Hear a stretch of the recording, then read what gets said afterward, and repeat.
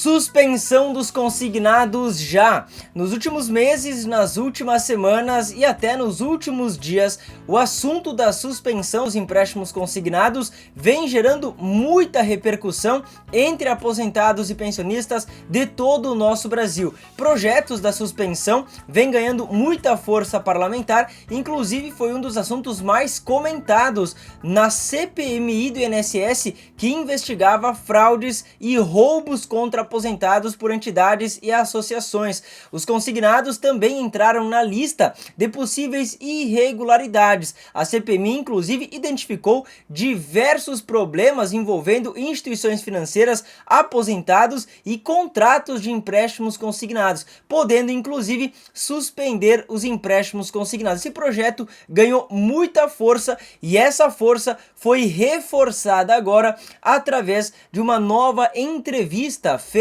pelo presidente Gilberto Waller Jr., presidente do INSS, lá no SBT. No vídeo de hoje você vai acompanhar na íntegra a entrevista completa do presidente do INSS, Gilberto Waller Jr., onde ele cita diversos problemas que estão acontecendo dentro da Previdência Social, diversos problemas em aposentadorias e pensões em todo o nosso Brasil e, claro, ele cita também sobre os descontos irregulares, sobre tudo que está acontecendo indevidamente no desconto direto em folha dos aposentados e, claro, sobre a suspensão dos empréstimos consignados. Ele fala também sobre as irregularidades nos contratos de empréstimos de aposentados e pensionistas. A suspensão dos empréstimos consignados, esse projeto ganhou mais força depois dessa entrevista aí que o presidente do INSS, Gilberto Waller, deu ao SBT. Eu vou mostrar ela na íntegra para você, aposentado, acompanhar. Então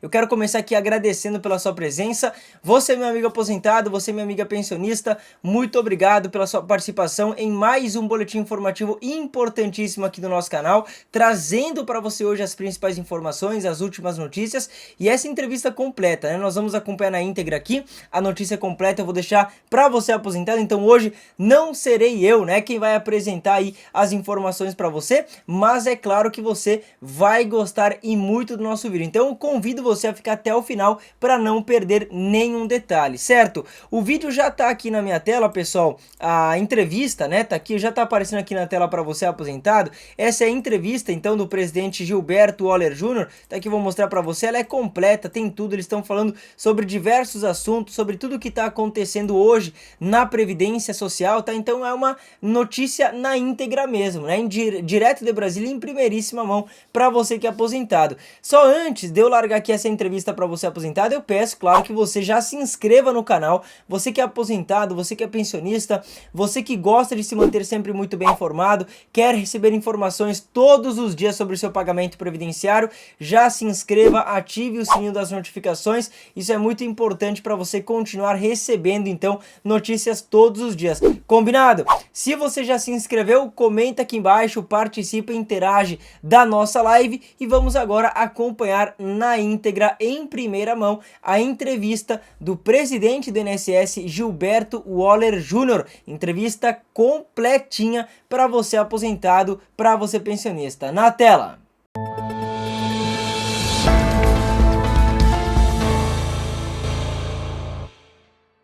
Olá, sejam muito bem-vindos ao nosso Sala de Imprensa, o programa que entrevista quem é notícia. Na edição de hoje, nós convidamos aqui para os estúdios do SBT em Brasília, Gilberto Waller, presidente do INSS.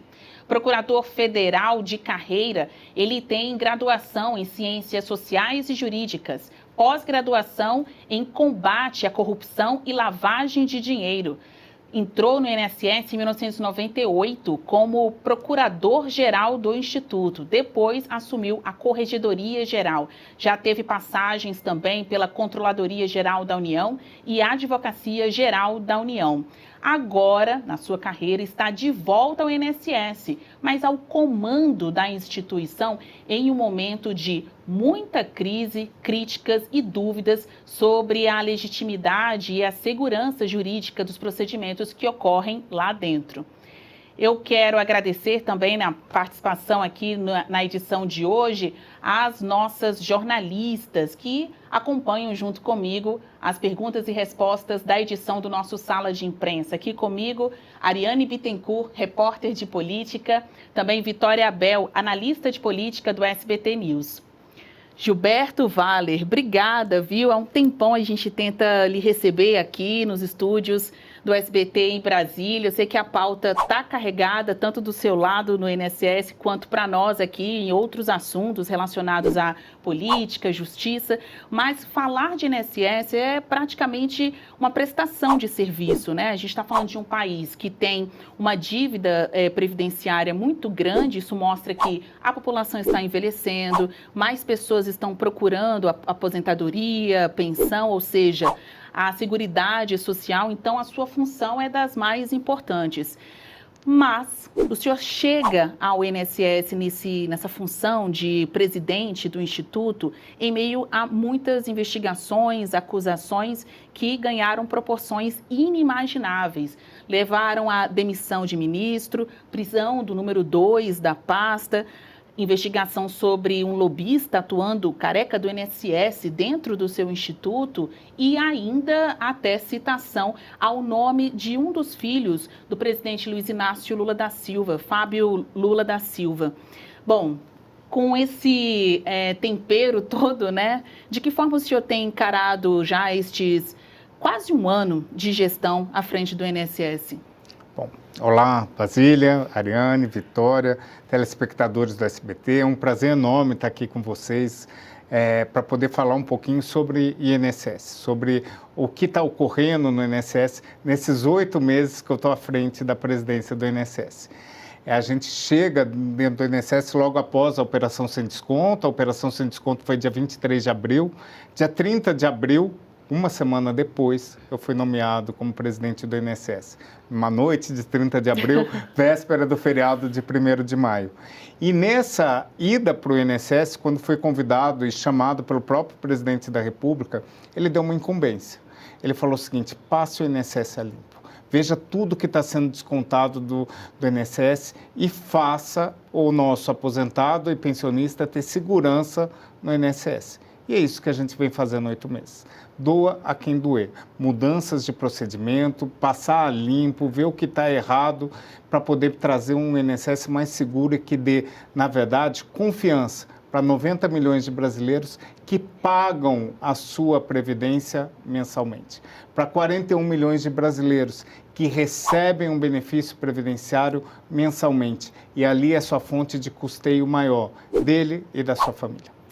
Quando o caso veio à tona, a fraude estimada era de 6,3 bilhões de reais, envolvendo estes operadores, lobistas, depois vieram nomes de políticos, pessoas ligadas aos políticos, né? Que, claro, tudo está em fase de investigação, mas especialmente funcionários do INSS. O senhor mesmo está ocupando uma cadeira, né? Que há pouco tempo era de uma pessoa, Alessandro Stefanuto, que hoje está preso em função das investigações. Então, isso acho que reforça, né, o tamanho do desafio, da responsabilidade, porque várias perguntas estão sendo feitas sobre, contra o INSS e o senhor tem que dar as respostas.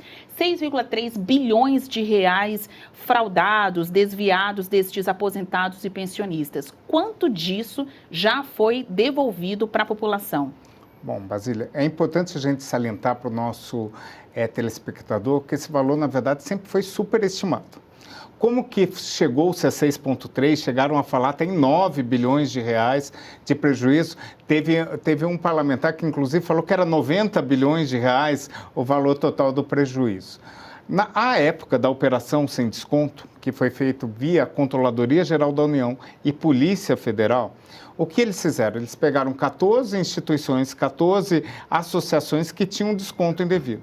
Eles calcularam o valor devido como se fosse no teto do desconto associativo. As associações faziam desconto de 20 a 70 reais mensais. Fizeram um cálculo dos 70, como se todas as instituições e todos os descontos fossem devidos de 70 reais por mês e multiplicaram chegando a 6,3 bi. Logo quando a gente chegou, a gente tinha essa informação. E a gente foi estudar o que aconteceu. As grandes fraudes, ou a fraude daquelas instituições que eram de fantasma, que pagavam propina, que não existia como associação, essa associação ela tinha sido criada há pouco tempo. E o valor da sua contribuição era R$20 ao mês, e não 70. R$20 ao mês, vezes 12 meses. Você já tem um valor bem menor, multiplicado por 5, do que aquela estimado de 6,3. O que a gente sempre estimou, e isso está claro na medida provisória que o governo encaminha ao Congresso Nacional abrindo um crédito suplementar para pagar os descontos associativos, a nossa estimativa é que o total da fraude em desconto associativo seja de 3,5 bi. Hoje, há um mês para acabar o processo de ressarcimento, que acaba dia 14 de fevereiro, depois de uma primeira prorrogação de 14 de novembro, que era para acabar, a gente entendeu por bem prorrogar por mais 90 dias, 14 de fevereiro. Foram pagos 2,8 bi para 4.100.000 pessoas. É o maior acordo administrativo homologado na Justiça da história, em que a administração pública vai ao Supremo Tribunal Federal, apoiado por parceiros como o Ministério Público Federal, Defensoria Pública, OAB, verificando a necessidade de ressarcir o nosso aposentado e pensionista e propõe: eu quero pagar sem desconto, sem deságio nenhum, quero pagar tudo que é devido, corrigido integralmente administrativamente. E a gente chegou nesse valor, 4,100 milhões de pessoas, 2,8. Se a gente considerar que a gente tem mais um mês, creio que a estimativa que a gente fez esteja correta, de 3,5 bi do total da fraude. Então, para a gente ficar aqui em três grandes números, a investigação apontava para 6,3. O senhor está dizendo que, de acordo com os dados oficiais, quem se queixou, quem vai ter o seu dinheiro restituído, na verdade, seriam 3,5 bilhões de reais e até agora 2,7? 2,8 bi já foram pagos, já estão na mão dos nossos aposentados e pensionistas. Ou seja, eles já começaram o processo que a gente começou 14 de maio, menos de um mês após a operação sem desconto, 14 dias após a minha chegada.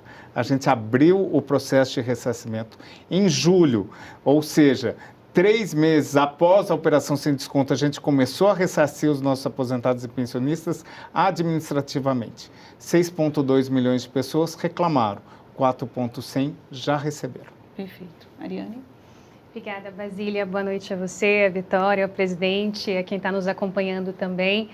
Presidente, desde que houve essa operação sem desconto, a primeira etapa na reta inicial ainda do ano passado, a gente viu várias pessoas entrando no alvo, justamente da Polícia Federal, das investigações. E houve, obviamente, um abalo muito grande na confiança da população na Previdência Social, no governo como um todo também, diante do que foi ali revelado. E aí houve todo esse processo de início do ressarcimento, da devolução desses valores para a população, até que em dezembro passado, mais uma etapa da operação sem desconto acabou mirando, entre outras pessoas, no então número 2 do Ministério da Previdência Social, o Adroaldo Portal, que acabou sendo preso. E aí o senhor chegou a dizer até que lamentava que, mais uma vez, o INSS voltasse para as páginas policiais. O senhor acha que agora o INSS está pronto para sair das páginas policiais? E o que está sendo feito, o que pode ser feito para que as pessoas voltem a confiar na Previdência? Bom, o sonho de todo previdenciário que trabalha no INSS e trabalha diuturnamente, muitas vezes sábado e domingo, com todas as dificuldades, atendendo gente que precisa, é que ele seja reconhecido como uma instância de transmissão de dinheiro, de garantir o benefício previdenciário assistencial daquelas pessoas que precisam. É isso o nosso sonho, é que a gente esteja em outra página de reconhecimento pela nossa atividade de importância social para o nosso país. Nós somos a maior seguradora do mundo, nós somos, na verdade, o maior transmissor de riquezas. Nós passamos 1 trilhão e 200 bi ano para aposentados e pensionistas. Na verdade, se você for verificar quanto ao orçamento, pede para os Estados Unidos, do México, do Brasil, já é o próximo. Ganhamos de qualquer estado, de qualquer outro país, de países europeus como Portugal, Espanha, nosso orçamento é muito maior. Então, é isso que seria o nosso sonho. Em todo caso, Nós, como INSS, por ser gigante, sofremos realmente um abalo de pessoas de uma quadrilha que se adentrou dentro do INSS, dentro e fora, para roubar aposentados e pensionistas. Esse roubo de aposentados e pensionistas que ocorria já há algum tempo foi descoberto agora. E o que acontece? É bom a investigação, é bom prisão, é bom a gente aprofundar, porque isso demonstra que ninguém dentro do INSS pode, e do governo do Brasil, pode estar de acordo com isso que foi feito. Então, cada fase da operação dói, machuca, ter que responder de novo por fraudes. Mas a cada vez que faz, é uma forma da gente virar a página e mostrar, roubar nosso aposentado e pensionista da prisão, roubar nosso aposentado e pensionista da cadeia. E não pode ser qualquer tipo de sanção. É a população mais vulnerável que nós temos. A pessoa que recebe e que tem um desconto de R$20, muitas vezes na classe média alta, fala, pô, só R$20. R$20 para quem ganha um salário mínimo é a diferença se ele vai comer ou não aquele dia, se ele vai comprar leite ou vai comprar pão, se ele vai tomar água ou vai tomar um refrigerante. É muito diferente. E verificar que esse valor era roubado para a pessoa andar de Porsche, para a pessoa ter R$500 milhões na conta, para a pessoa comprar um apartamento que tem elevador que leva o carro para o seu apartamento, isso choca, isso dói, isso machuca a todos. E por isso, apesar de doer para a gente, de estar nas páginas policiais, é importante para saber que ninguém pode ficar impune, seja quem for, seja qual posição ocupa. É um ex-presidente do INSS que está preso, é o número 2, era o número 2 do Ministério da Previdência que está preso. E assim tem que ser. Quem cometeu irregularidades tem que ser preso e tem que ser punido exemplarmente, nesse caso. Lamentáveis mesmo essas cenas da Operação Sem Desconto, que continua acontecendo, né? Outras fases virão. Vitória? Bom, obrigada, presidente Basília, Ariane. O senhor disse, então, que é muito importante que as operações aconteçam, mas é possível vocês terem realmente certeza de que essas fraudes acabaram, de que o esquema foi quebrado? Porque, pelo jeito, ele estava tão intrínseco lá dentro da instituição, tanto que um novo governo entrou e esse novo governo continuou fazendo uma fraude que aparentemente começou antes. Então, se estava tão intrínseco, como que acabou? Na verdade, o que acontece? O INSS, pelo seu gigantismo, pela quantidade de valores que ele acaba lidando e público e pela sensibilidade, é muito, assim, é um chamariz para fraude. Porque alguém descobriu que o desconto associativo podia ser uma forma. 40 associações começaram a fazer desconto associativo. Verificaram que você poderia, na verdade, inserir sem autorização. Mais de 15 começaram a inserir dados. Então, e tirando o desconto do nosso aposentado e pensionista. Isso realmente é complexo. Virou uma fábrica, né? Virou uma fábrica. E quanto mais pessoas passavam, mais dinheiro precisava e mais precisava chamar gente para poder fazer aquele desconto associativo. E chama atenção quando você verifica que, na última operação, que um esquema que começa no INSS, o pessoal já começava a pensar em expandir para outros órgãos, como no caso da Caixa, que foi citado na última fase da operação, ou seja, o INSS já não dava conta de transmitir tanto dinheiro quanto esse esquema criminoso precisava para poder funcionar. E isso é perigoso. O que a gente fez e o que a gente está fazendo para poder trazer mais segurança? Primeiro passo, que foi a determinação do presidente Lula, verificar tudo que está sendo descontado no contra-cheque do nosso aposentado pensionista e passar um pente fino sobre isso. A gente começou com o desconto associativo. O desconto associativo a gente suspendeu, a gente devolveu, abriu o processo de responsabilização de pessoa jurídica. O INSS, na primeira semana que eu estava lá, a gente abriu 12 processos, desconsiderou a pessoa jurídica, mandou para a AGU conseguiu o bloqueio de 2,8 bi, depois a CGU diretamente abriu outros processos, a AGU conseguiu mais um bloqueio de 3,5 e agora a gente pegou todos os casos que a gente pagou para cada associação e encaminhou para a AGU para entrar com uma ação de regresso, para cobrar o do valor devido. E a gente já conseguiu eliminar. E pasmem, Basília, pasmem, a gente conseguiu na conta de um dono de uma associação, na conta dele, R$500 milhões. tinha 500 milhões de reais numa conta. Presidente, mas... Isso é um absurdo. Isso é para verificar o tamanho do esquema. Então, assim, de desconto associativo, a gente paralisou e devolveu. Esse desconto que estava paralisado, agora, recentemente, aprovada e sancionada a lei, não ocorrerá mais desconto associativo. Então, a gente pode garantir fraude de desconto associativo. Dia 23 de abril foi o último dia que teve fraude de desconto associativo. A partir de então, não. Mas as outras modalidades? A gente vem tratando. E daí a gente foi verificar um outro programa. Um programinha que nasceu do nada numa instrução normativa da presidência do INSS, chamado um programa Vale Mais, em que aposentados e pensionistas podiam adiantar um valor com entidades que poderiam ser conveniadas. E era de R$100, passou para R$450, não era limitado ao teto do consignado, não podia cobrar juros, mas tinha uma taxa que podia chegar a 10% daquele valor, era caso de superendividamento, muitos reclamando que não tinham feito autorização. O que a gente fez no primeiro dia que a gente estava lá? Suspende qualquer tipo de pagamento. A gente cancelou esse programa do Vale Mais, entendendo que não tinha previsão legal, que não tinha autorização. Era como se fosse um agiota e o que ele tinha vendido era como se você tivesse uma relação com o seu empregado, seja no comércio, seja em casa. Você dá um vale, dá um adiantamento, e você dava um adiantamento e descontava no final do mês. Só que a instituição financeira nenhuma faz de graça. E isso aconteceu. A gente cancelou esse programa.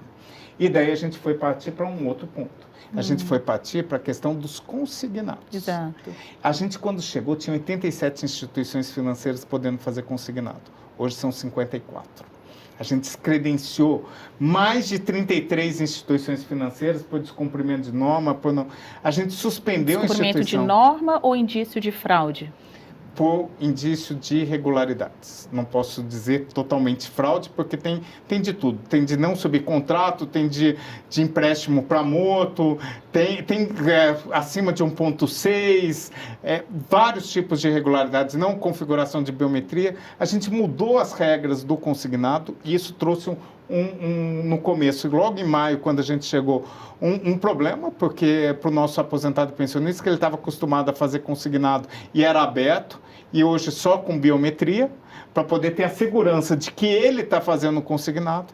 A gente encontrou o INSS podendo fazer um consignado para menor de idade, 750 mil menores de idade com consignado. Você vai olhar no direito brasileiro ou na questão de crédito, nenhum menor tem linha de crédito em lugar nenhum. Você quer financiar um imóvel. É muito bom esse imóvel para ele comprar. Ele não consegue uma linha de financiamento de imóvel.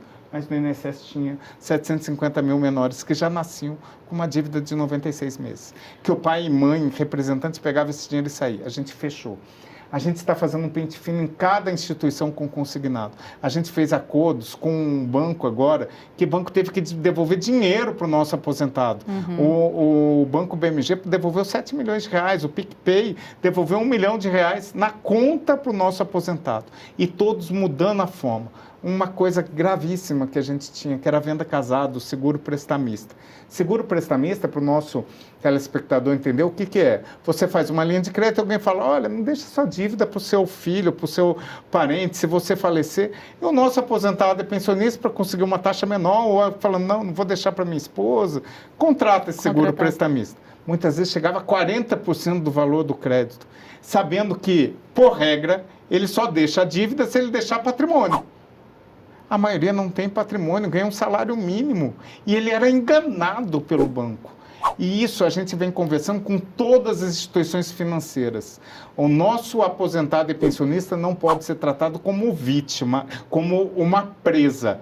Ele tem que ser tratado como alguém que tem que ser cuidado, porque ele é hiper vulnerável. Você tem que tratar dele como se fosse seu pai, sua mãe, seu avô e sua avó. Você tem que falar para ele, olha, você está pegando muito crédito, essa linha de crédito é mais barato. Teve uma presidente de uma instituição financeira que veio falou o seguinte para mim, olha, eu não sou caso de caridade, eu vendo o melhor crédito para mim. E a resposta foi, então a senhora não serve para sentar nessa mesa. Porque a razão da gente estar aqui na mesa é para proteger aposentado e pensionista. E a instituição dela está suspensa e continuará suspensa até mudar procedimentos. Qual a instituição? Crefisa.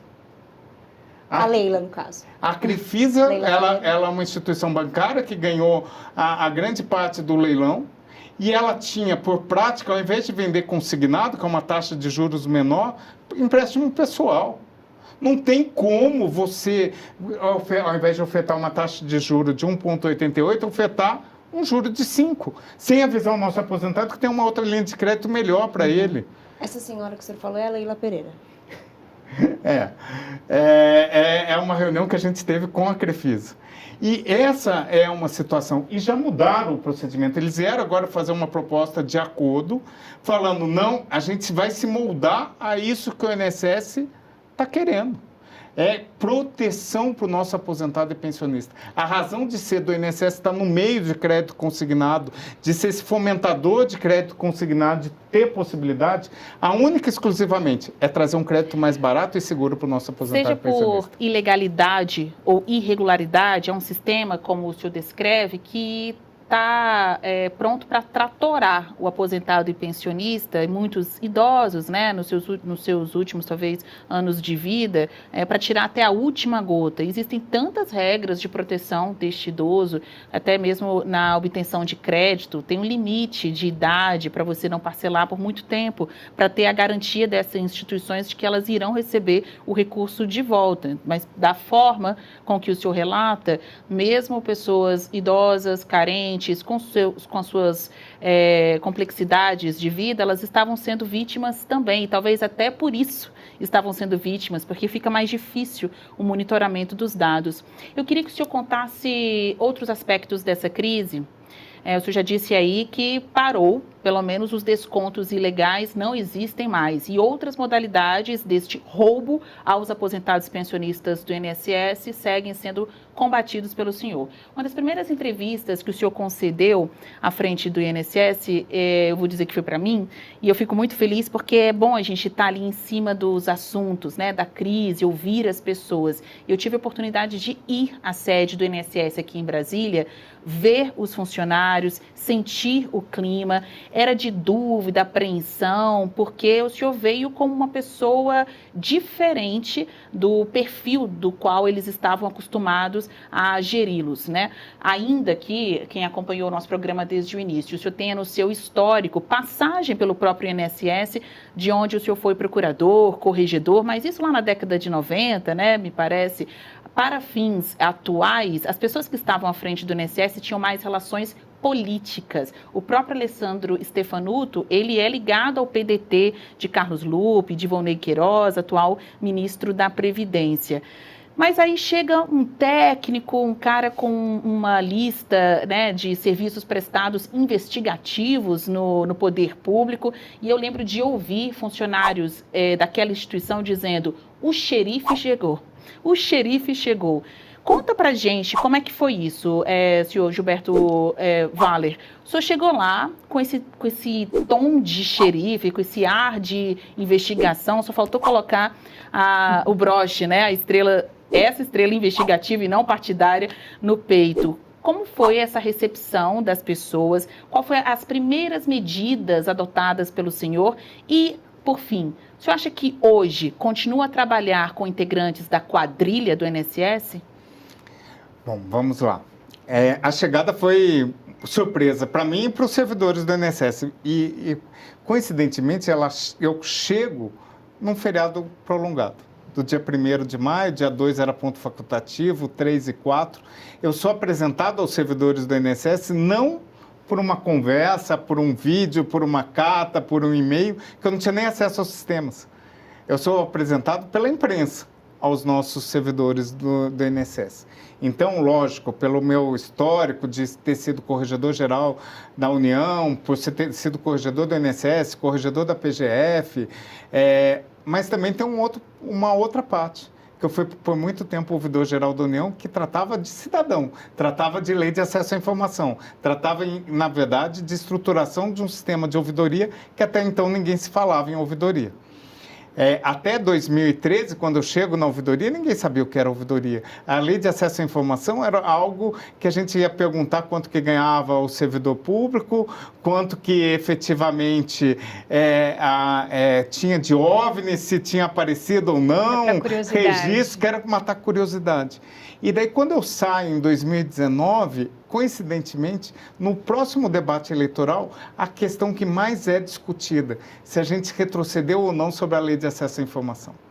E daí aquilo me enche os olhos de felicidade, porque retroceder ou não, a comparação era do período que eu era ouvidor-geral da União, responsável pela lei de acesso à informação em todo o Poder Executivo Federal, e a outra gestão, se aquilo era válido ou não. Ou seja, não era só de combater, mas também de criar cidadania. E é nesse intuito, se você olhar todo o processo de ressarcimento, que foi me dado a incumbência de rapidamente soltar o processo de ressarcimento, a gente teve 3 dias, e eu não tinha equipe, eu não tinha gente, eu não conhecia, para poder pensar um processo de ressarcimento. E ele é todo voltado, se você for olhar, de como requerer, a palavra da pessoa, de não ter que juntar documento, a um procedimento de ouvidoria. Ele, na verdade, é um retrato de um processo que a gente lançou ouvir as pessoas. Que é ouvir a pessoa, dar voz à pessoa sem ela ter que provar nada. A prova em contrário. Cabe à instituição juntar o documento que ele é verdadeiro. E isso muda a lógica e trouxe essa possibilidade de 6.200.000 pessoas em pouco tempo fazer o requerimento sem fila, sem desconforto, sem empurra-empurra, sem ter que pagar para ninguém, sem ter maior dificuldade. Foi um processo de ouvidoria que a gente colocou no processo de ressarcimento. Isso era a experiência que eu tinha atrás, do Simplifique, do eOuve, que virou Fala BR, entre outros. Então, nada mais é do que replicar aquilo que você já vivenciou. Esses servidores do INSS, lógico, que me conheceram pela imprensa e no começo não tinha condições de falar com eles, não tinha falar assim, qual o plano para o INSS, como que você vai fazer isso, como que você vai tratar o servidor. Você não acha isso um absurdo também, né? E eu não tinha tempo para isso, porque era de manhã, tarde à noite, tratando de ressarcimento, processo, como quer fazer, de onde tirar o dinheiro, quem quer fazer, quais instituições, dando informações que era necessário para o nosso maior público, que era aposentado e pensionistas, que tinham um descrédito com o INSS. Então, a primeira coisa era recuperar o crédito. E quando a gente recupera o crédito do INSS, não é por mim, não é pela diretoria, é pelos nossos servidores, que todos vestiram a camisa. Todos começaram a trabalhar, inclusive aos finais de semana, com mutirão para poder atender os nossos servidores. Todos, na verdade, ficaram pensando, eu tenho que recuperar esse INSS. E olha, Basília, eu vou dar um testemunho. Em outubro, acabou o dinheiro do nosso programa geral de bônus, que é como se você pagasse uma hora extra para o nosso segurado, para o nosso servidor, para poder ter uma produtividade maior. Nenhum servidor parou, cruzou os braços. Todos, até a véspera de Natal, fazendo um mutirão sem ganhar um único centavo, vestindo a camisa e falando, eu acredito no INSS, eu vou mudar o INSS. Então, essa imagem de xerife, que eu acho que talvez no começo pode ter sido pelo currículo, ele mudou para ser uma imagem, na verdade, do INSS limpo, o INSS que, na verdade, pensa no cidadão. Pensa como o foco que o INSS é feito de pessoas para pessoas. O INSS tem que ter um único cuidado com o nosso segurado, com o nosso aposentado e pensionista. E doa a quem doer. Como eu falei do crédito consignado ou de outro. A razão de ser do INSS é defender o nosso segurado. E isso a gente tem que ser, na verdade, de forma quanto mais. A gente não pode aceitar atravessador, a gente não pode aceitar que a pessoa com má intenção, a gente não pode sentar na mesa com alguém que esteja mal intencionado com o INSS. Mas existe ainda a quadrilha? O senhor acha que ainda existem pessoas da quadrilha do INSS dentro da instituição? Dessa quadrilha, eu acho que do desconto associativo, creio que não. De outras quadrilhas, então? O INSS, e eu vou falar pela minha experiência como corregedor do INSS, que foi em 2001, primeiro corregedor do INSS, sempre foi a corregedoria que mais puniu servidores. Há irregularidades dentro do INSS por causa da quantidade, pelo volume, e a gente não abre mão de que cometeu irregularidade, tem que sair. O INSS, ele muda, ele vem, na verdade, se reidentificando, aperfeiçoando e não abrindo mão de que quem cometeu irregularidade tem que ser sancionado. Então, a gente tem servidor que concede benefício regular? Tem certeza que tem. A gente tem servidor que comete alguma fraude? Tem. Mas o que a gente não pode ter é admitir que aquilo seja aceito. Aquilo não pode ser aceito. A gente demitiu inúmeras pessoas. A gente demitiu pessoas com cargo em comissão alto, agora, recentemente, através de processo disciplinar. E a gente tem que fazer isso. Essa última quadrilha que seria do consignado, todos já foram demitidos ou o senhor acha que ainda tem gente operando lá dentro? Do desconto associativo e não do consignado. Isso. Na verdade, assim... desconto associativo foi o primeiro, certo? Depois entrou o consignado irregular, não é isso? O consignado irregular, eu não posso falar uma quadrilha, porque eu não tenho, na verdade, a participação de alguém do INSS que tenha dado guarida para isso. Tá. E os processos estão em curso, estão sendo apurados e não tem uma ação da Polícia Federal ou que tenha autorização judicial. O que a gente tem feito? A gente tem verificado irregularidades e encaminhado para os órgãos competentes. Uma outra coisa que a gente mudou o procedimento. Órgão de controle, ele é meu parceiro. Ele é, na verdade, algo que vai contribuir para a melhoria da gestão. E é assim que tem que ser visto. Questão de consignado. Se a gente no INSS parasse só para ver consignado, a gente teria alguns problemas, algumas dificuldades. O que a gente fez logo na primeira semana? Chamou a CGU e falou, nos auxilie a fazer uma auditoria sobre consignado. Esse trabalho conjunto não acontecia? Não acontecia. Se você olhar os depoimentos, as falas, sempre um questionamento dos órgãos de controle, as falas dos órgãos de controle eram combatidas, não eram aceitas. O afastamento do ex-presidente do INSS foi por não atender recomendações de órgãos de controle. Hoje em dia, as recomendações dos órgãos de controle são discutidas na mesa, são discutidas para a gente poder implementar de maneira ágil, de maneira rápida. TCU, Polícia Federal, CGU, são sempre bem-vindos. E qual a periodicidade, quando você fala, estas discussões são feitas à mesa, INSS e os órgãos de controle, sempre que tem uma nova operação da Polícia Federal, a operação sem desconto, a cada fim de mês, qual a periodicidade que vocês conversam hoje? Eu poderia dizer que com a Controladoria Geral da União eu converso toda semana. Para melhorias. A gente tem inúmeros, a questão de desconto associativo, de consignado, de banco pagador, de contratos. A gente conversava sobre seguro defeso, sobre concessão de benefício, sobre vários procedimentos para a gente melhorar o INSS. Mais gente pensando, mais gente discutindo, mais visões externas faz com que a gente evolua. Se todo mundo estiver batendo palma para o que a gente está fazendo, a gente fica estagnado. Sim. O que eu gosto e sempre gostei na minha vida são pessoas que são críticas, que nos auxiliam a crescer. Quando um órgão de controle fala que você está fazendo algo errado, você não pode virar a cara e bater. Você tem que falar, cara, será que eu não estou fazendo mesmo? Para alguém ver, achar que eu estou fazendo algo errado, no mínimo, eu não estou sabendo externar adequadamente que eu estou fazendo certo. Presidente, aproveitando esse gancho do senhor das críticas, não é? A gente está aí com a CPMI do INSS em curso, ela deve continuar até o fim de março, se não houver algum tipo de prorrogação. E a gente sabe que no começo houve toda uma tentativa ali do próprio governo de evitar que essa CPMI fosse instaurada. Acabou que ela foi, a gente viu já vários capítulos dessa comissão acontecendo com várias pessoas ouvidas.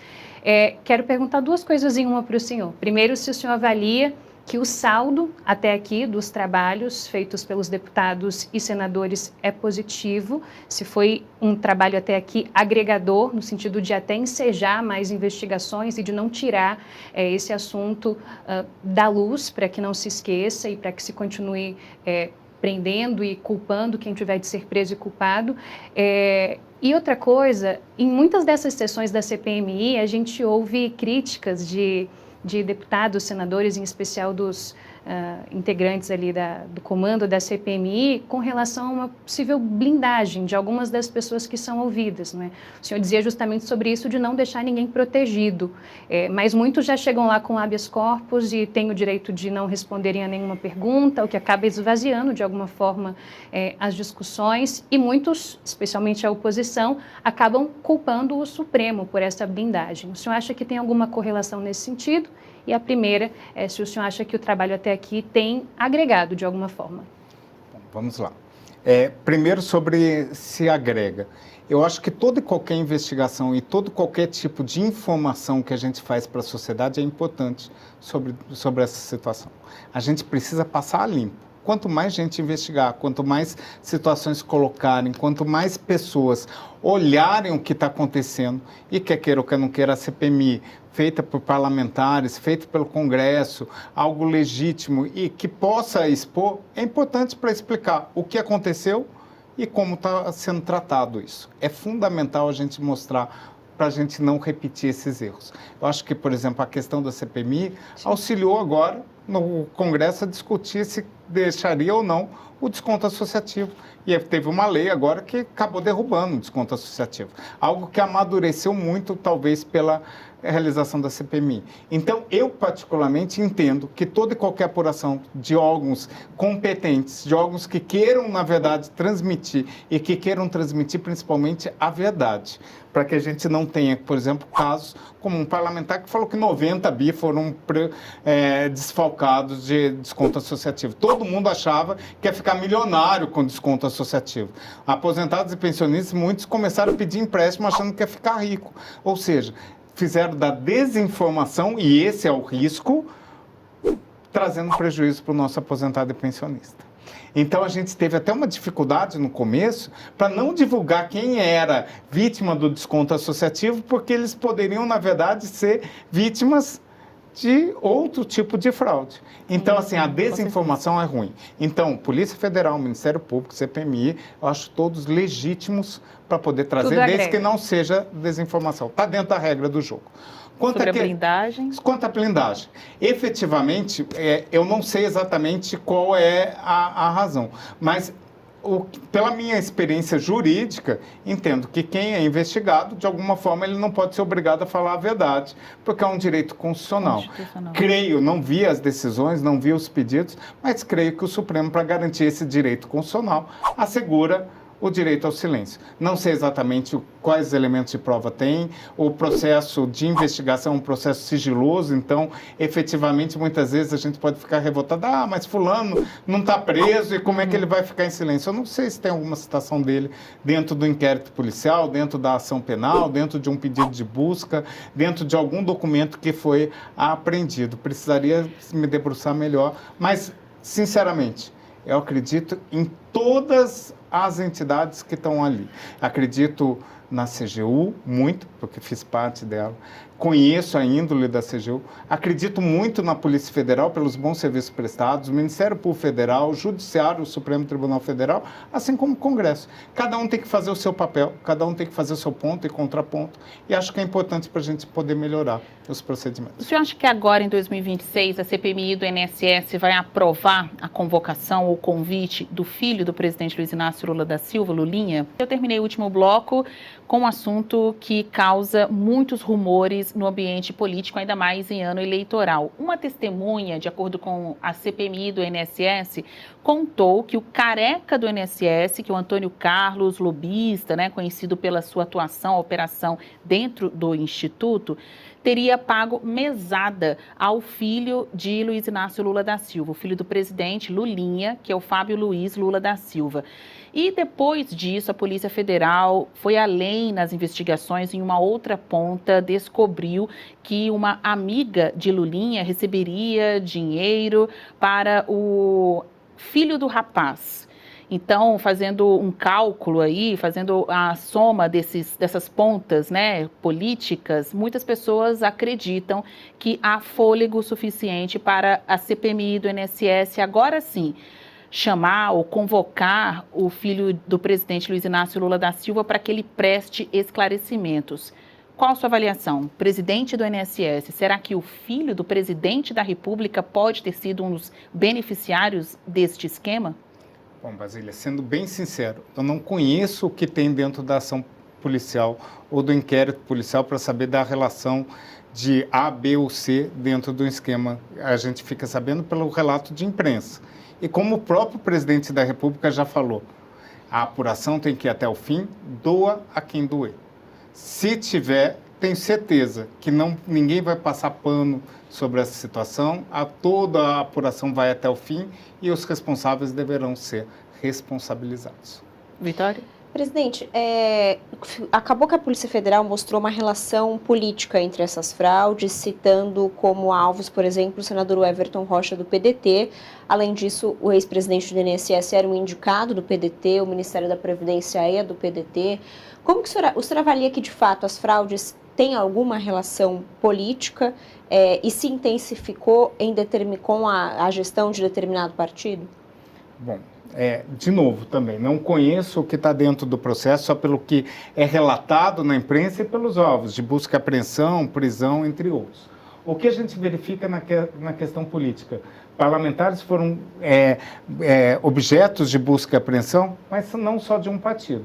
A gente teve também um outro deputado de um outro partido, se não me falha, de um outro partido em Minas Gerais, outro no Maranhão. Então, na verdade, aparentemente, a apuração ou a investigação é feita contra quem deu causa àquilo, independentemente de partido, independentemente de ser de direita, de esquerda, governo ou não. Independência na apuração, que é fundamental para isso. Na última operação, o senador citado ele foi alvo de busca e apreensão, mas na fase anterior, um deputado de outro partido, ou 2 deputados, um de Minas e um do Maranhão, que não eram desse partido, também foram alvos de busca e apreensão. O que foi encontrado, como foi achado, qual o tipo de responsabilização, só a polícia, CGU, Ministério Público e Supremo vão poder falar. E os descontos associativos, o esquema de fato, começou quando? O esquema que a gente verificou, o que já foi apurado, o que já foi consolidado, e até mesmo por verificar as pessoas que estão presas com mandado de busca, entre outros, inicia em 2019, possibilitando a entrada de instituições fraudulentas, instituições fantasmas para esse esquema, e ele perdura até 23 de abril de agora. Antes da pergunta da Ariane, uma dúvida que surgiu aqui, acho que no tom até de curiosidade para o nosso espectador. O senhor está falando muito de política, né? E o INSS, ainda que movido pela pauta negativa, nunca esteve tão exposto para o público, até os não segurados, por causa da farsa na instituição. Mas tem muita gente falando de INSS nas redes sociais, procurando telefone, enfim. O senhor tem aspirações políticas? O senhor que é de cargo técnico, tem vontade de sair nas urnas? Nenhuma, Basília. Eu, na verdade, não sou e nunca fui filiado a partido político algum. Não acho que é essa a minha missão. Minha missão como técnico é gerir a coisa pública dentro do executivo com cargo técnico. Eu tenho verdadeira assim, atração por desafios, movimentado por desafios, mas não tenho nenhuma ambição política para ser um desafio político. Não sei se seria um bom parlamentar, um bom governante. Eu gosto daquilo que eu faço como gestor na administração pública. Muito bem. Presidente, queria ouvi-lo sobre algo que vocês anunciaram recentemente, mudando um pouco de assunto, saindo especificamente da questão das fraudes no INSS, porque o Instituto anunciou a criação de uma coordenação de cobrança de cartórios. A gente sabe que fechar as contas é sempre algo que faz a cabeça de alguma forma esquentar. No caso da Previdência Social e do INSS não é diferente. E é algo que vocês entenderam que esses cartórios não estavam repassando informações com relação a pessoas mortas no país e eles deviam ser multados a um acumulado de multas aí represadas num montante de 8 bilhões de reais, salvo engano, que nunca foram cobradas. Queria entender o porquê dessa cobrança nunca ter acontecido e como que essa coordenação agora pode atuar para que esse valor possa ser juntado aí aos cofres do Instituto. Bom, Ariane, importante essa pergunta, esse questionamento. O que a gente vem fazendo dentro do INSS? na verdade, tratando cada caixinha dentro do INSS. O INSS é gigante. O INSS tem a questão de desconto associativo, consignado, banco pagador, concessão de benefício, benefício assistencial, manutenção de benefício, imóveis, contratos, entre outros. E chegou uma situação muito cara para a gente. O INSS acaba pagando por mês benefícios muitas vezes indevidos para pessoas que já faleceram. E por que isso? Hoje o INSS tem um contrato, via contrato, que todo e qualquer cartório de registro de pessoa civil, ele tem que encaminhar para o INSS a informação de um óbito. Você faz a certidão de óbito daquela pessoa e ela tem que ser transmitida para o INSS. Se aquela pessoa tem um benefício ativo, você cessa o benefício para não pagar para os mortos, aqueles verdadeiros mortos-vivos. O que a gente verificou? Que muitos cartórios não encaminham. Qual a razão de não encaminhar? Se é falha técnica, a gente não sabe. Mas, por força contratual, uma multa que o INSS nunca cobrou. A partir do momento que você não tem sanção, aquele procedimento se torna corriqueiro. E é o bolso de todos nós que paga por essa falha cartorária, pagando por benefícios indevidos, pagando por benefícios que o Estado tem a informação e não repassou para o INSS, que deveria ter sido feito. Verificado nos últimos anos, o total de multa verificou-se que 8 bilhões de reais 8 bilhões deveriam ser cobrados dos cartórios de multa, fora os benefícios que foram pagos indevidamente. Que nunca foi cobrado do cartório de quem deu causa a isso. A gente falou, basta. O INSS não é lugar para ter fraude. Doa a quem doer. São cartórios, os cartórios têm que ser responsabilizados. Criamos, sim, essa coordenação de cobrança e vamos fazer um procedimento inédito de cobrança desses cartórios pela multa do prejuízo que ela está dando para todos nós, para toda a sociedade brasileira, porque somos nós que pagamos aquele benefício da pessoa que está morta e não poderia receber. A gente acabou tendo que criar alguns mecanismos por não interação. A gente, por exemplo, se um benefício previdenciário fica 45 dias na conta e não é descontado, há um bloqueio, a gente tem a informação de ter que fazer prova de vida anualmente, trazendo alguns transtornos, mas o melhor caminho é toda pessoa que falece no Brasil precisa de uma certidão de óbito. É um documento público que tem que ser repassado para o INSS. E importante, o sistema para poder fazer a transmissão cartório foi pago única e exclusivamente pelo INSS, para a gente obter essa informação. E alguns cartórios não fazem. Isso acontecia em todo o país? Todo o país. E em quanto tempo você acha que o dinheiro vem? A gente vai começar a fazer a cobrança. A ideia e o ideal é que a gente faça uma cobrança administrativa, que o cartório reconheça a sua falha e traga melhorias, e traga também a restituição. Este ano ainda?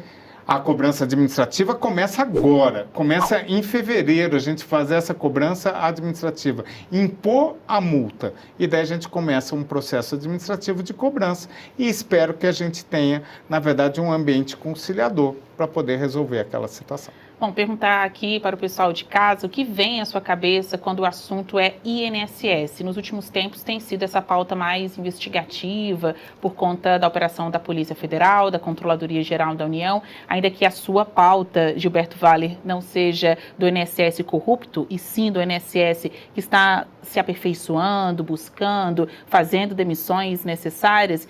Existem outras pautas negativas muito ligadas à vida do INSS, que é o tamanho da fila dos aposentados e pensionistas, a fila do INSS. Veja, seu cargo não é fácil não, porque hoje é a fraude do INSS, mas no passado falar da fila do INSS era a principal pauta, e a gente está aqui no sala de imprensa, era a principal pauta vinculada ao Instituto. Em que proporção está esta fila atualmente? Porque vocês estão tão focados na pauta investigativa que a gente pergunta, é claro, como é que ficam os outros assuntos do INSS, dos segurados, pensionistas no país? Basílio, na verdade, o INSS é um mundo. Como eu falei, é o maior orçamento de 1 trilhão e 200, é a maior imobiliária do Brasil, com mais de 5 mil imóveis por todo o Brasil. Ele, na verdade, são os maiores contratos do Brasil, como a Central 135, e a gente é a maior fonte de empréstimo no Brasil, que é o consignado de aposentado e pensionista, é a maior folha de pagamento a ser feita, por isso o Banco Pagador, ele é gigante. E como gigante, tem desafios gigantes. Isso que traz a beleza de ser do INSS. E nesse assunto até, a gente precisa mudar um pouquinho a palavra, do e no. A fraude do INSS não é a fraude no INSS. O careca do INSS, o careca nunca foi do INSS. Então, assim, a farra do INSS não é do INSS, é no INSS. O INSS é vítima. Lógico que teve servidores ali dentro que cometeram, mas o INSS é vítima. O INSS não é representado por essas pessoas. Ele não tem como cartão de visita essas pessoas. Vou explicar. Nós somos 18 mil servidores que estamos ali para poder trazer benefício previdenciário. A fila é do INSS. Diria que parcialmente. E aí que vem essa grande questão. O INSS, quando eu chego dia 30 de abril, a gente está com uma fila de 2.734.000.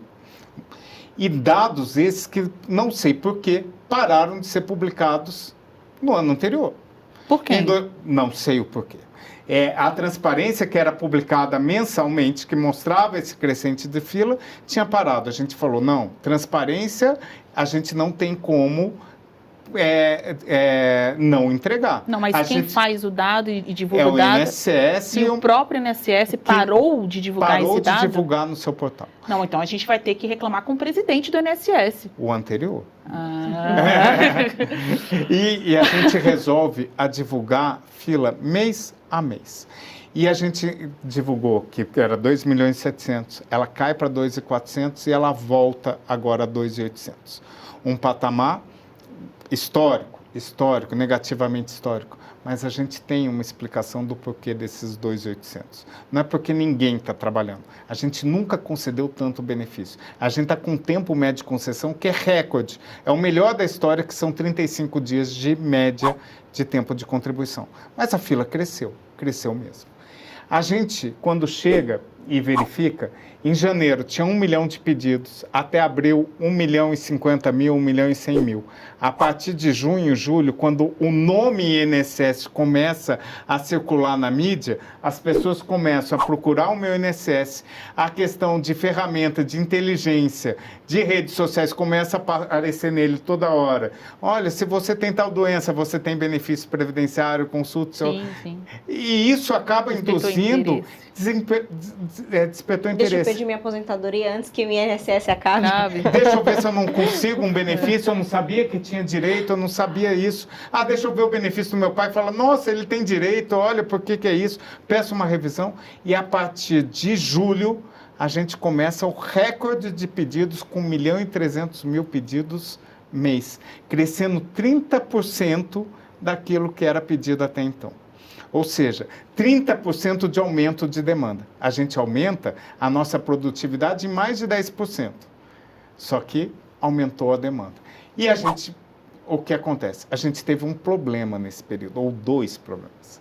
A gente teve uma mudança feita por uma interpretação do Supremo Tribunal Federal sobre a renda do benefício de prestação continuada.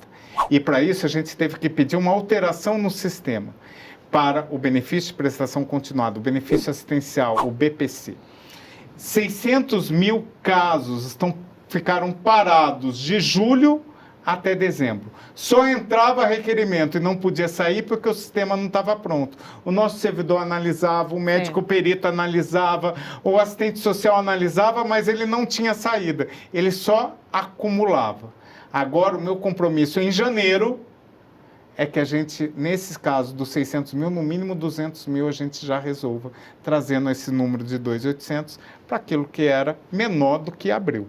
Ou seja, esse 2.800 ele é fictício na questão do BPC, porque a gente não teve como dar vazão ao benefício de prestação continuada. É possível zerar a fila, presidente? Já comento. Os outros 60% da nossa fila de 2.800 são benefícios, na verdade, por doença incapacitante temporária. É aquele que o nosso empregado, aquele que a pessoa tem um emprego e acabou de ficar cometido por uma doença. 60% estão esperando uma perícia médica, que não é do INSS, é do Ministério da Previdência, que é responsável pela perícia médica dos nossos segurados.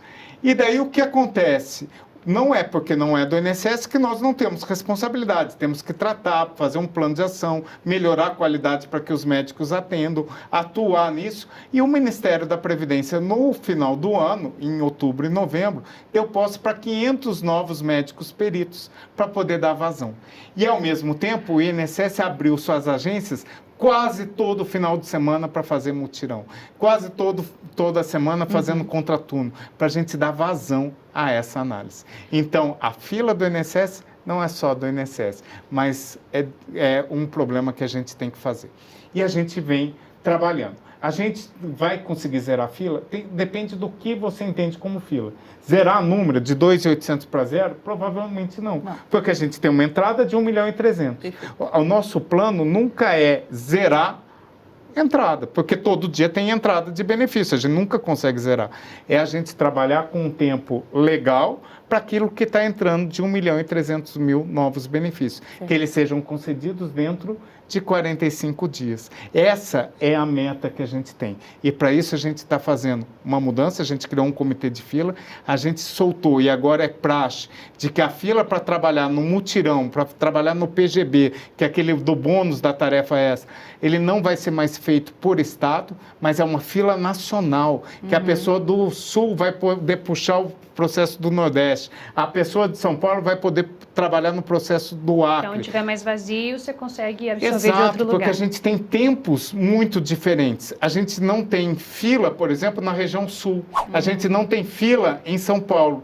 Mas a gente tem uma fila de 188 dias na região Nordeste, onde o benefício de prestação continuada e o benefício de incapacidade é mais buscado e procurado, e onde a gente tem menos estrutura. Então, agora, entre outras situações, uma situação nova, Basília, e novidade, é que os nossos servidores atendem no horário normal os seus segurados daquela localidade e fazem hora extra, recebem bônus, recebem hora extra, vão fazer grupo de trabalho para atividades que é uma fila nacional.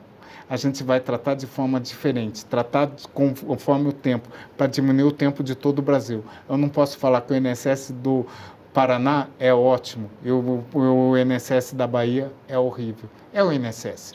O INSS ele tem que ser ótimo no Brasil todo. Olha, e diante dessa hiperexposição do INSS por pautas negativas, mas também positivas, como as trazidas pelo senhor aqui, é que Gilberto Valler, presidente do INSS, foi o convidado desta edição do nosso Sala de Imprensa.